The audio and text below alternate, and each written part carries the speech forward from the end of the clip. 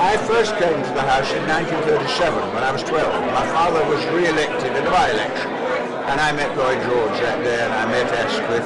I'm not Asquith, I met Lloyd George and I met Attlee. And I heard Churchill speak, warning of the fascist menace, at a time that he was what they now would describe as marginalised, and he was warning about the danger. Now, it's a terrible tragedy that wasn't there. The Norway debate in 1940, when Lloyd George intervened in a very decisive way, which led to the defeat of Neville Chamberlain and the election of Churchill. And then some of the great debates, the motion of censure by Churchill in December 1945, the first motion of censure against the Labour government, when Hugh Gaitskell made a very powerful speech. And I mean, it's a tragedy that they weren't recorded and preserved, even if in private, because they would illuminate so clearly the nature of the arguments that have gone on at different periods in history.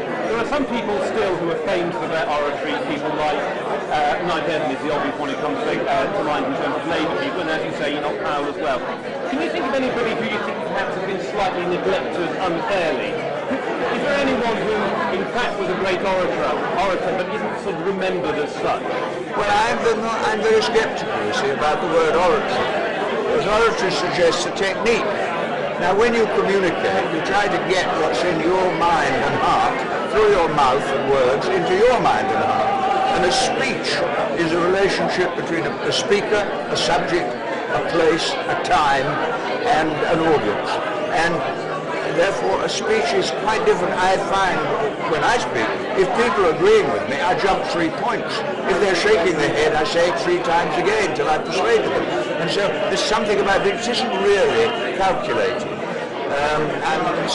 Churchill, of course, worked on his speeches with tremendous care. Nye Bevan let it bubble out.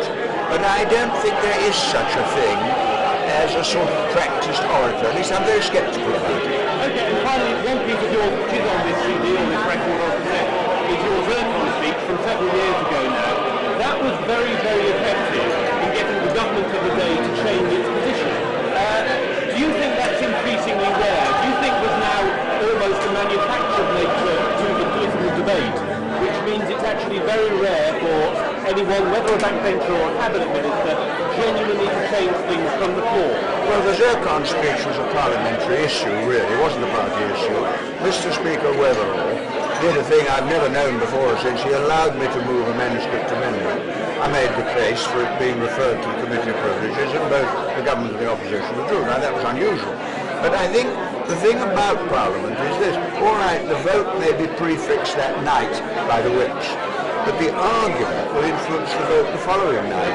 And if you only take snapshots of Parliament, it looks as if it's all a fix. But if you take a moving picture over a period of years, you can hear arguments that influence people stretching right back into the distant past. I mean, that's obvious about all the great reforms there have been. To begin with, they're ignored, then they're mad, then they're dangerous, then there's applause, and you can't find anyone who doesn't claim to have thought of it in the first place. So it's the moving picture, I think, that really does it. And there was a lot of music in that. Well, that's very odd. That's a huge honour, I must say.